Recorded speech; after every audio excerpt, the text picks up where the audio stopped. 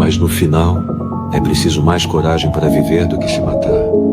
Eu pensei em desistir, muitas vezes. A dor parecia não ter fim, e a vida um fardo sem sentido.